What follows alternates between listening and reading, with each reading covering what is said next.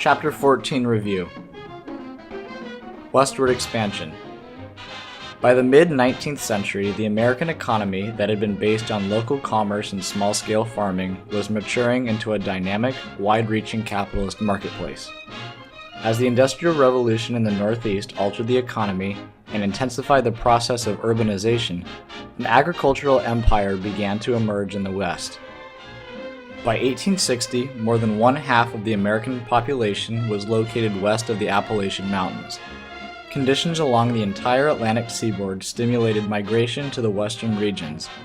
The soil in New England was incapable of producing many agricultural crops, resulting in a steady stream of men and women moving west to take advantage of the rich land in the interior of the continent. Many people in the Carolinas, Virginia, and the Deep South also moved westward because they had exhausted the soil. A lot of them moved near the Mississippi River because it provided a means for getting their products to coastal markets. The growth of American economy. Between 1790 and 1821, the population of the United States more than doubled to nearly 10 million people. Remarkably, this growth was almost entirely the result of reproduction, as the immigration rate during that period had slowed down to a trickle. Fewer than 250,000 immigrants entered the United States due to doubts of the viability of the new republic and travel restrictions in Europe during the French Revolution and Napoleonic Wars.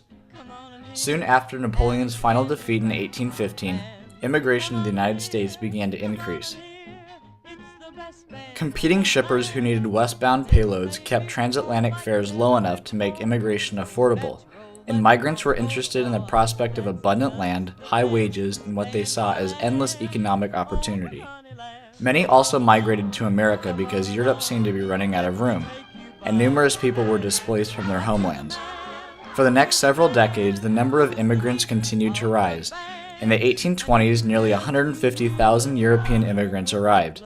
In the 1830s, nearly 600,000, and by the 1840s, nearly 1.7 million. During the 1850s, the greatest influx of immigrants in American history, approximately 2.6 million, came to the United States. The cotton gin. In the late 18th century, a recent Yale graduate named Eli Whitney moved to Massachusetts to take a tutoring position on a Georgia plantation. Whitney found himself in the midst of an active agricultural economy. Tobacco, rice, sugar, and cotton were all vital crops. A stable slave culture was in place in the South, providing labor for southern plantations.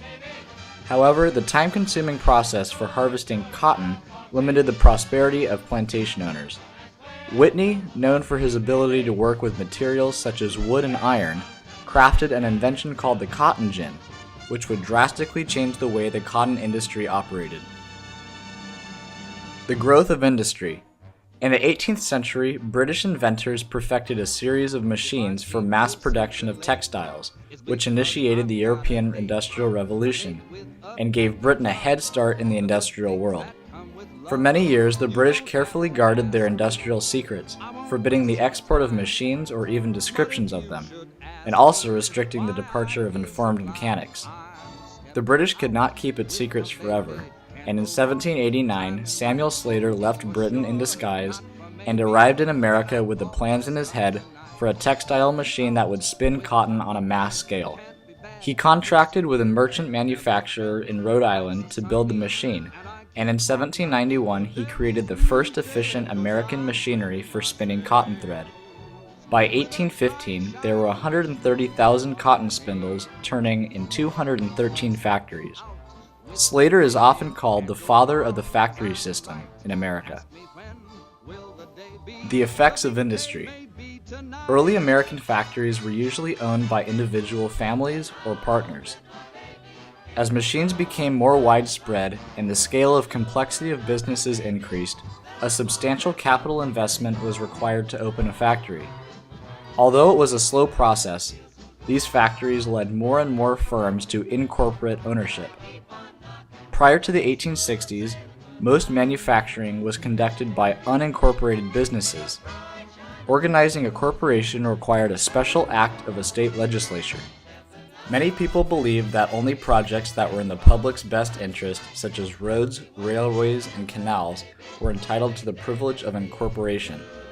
Businessmen often viewed corporations as monopolistic and corrupt and as a threat to the individual enterprise. It took years for corporations to be regarded as agencies of free enterprise. Innovative transportation. In the late 18th century, primitive methods of travel were still in use in America. Waterborne travel was uncertain and often dangerous. Covered wagon and stagecoach travel over ruttered trails was uncomfortable, and all types of travel were very slow. Americans were aware that a transportation network would increase land values, stimulate domestic and foreign trade, and strengthen the American economy as a whole. In 1794, a private company completed the Philadelphia-Lancaster Turnpike, a broad paved highway that was similar to the European highways at that time.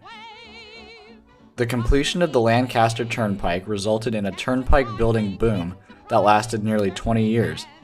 By 1821, nearly 4,000 miles of turnpikes had been completed, mostly connecting eastern cities.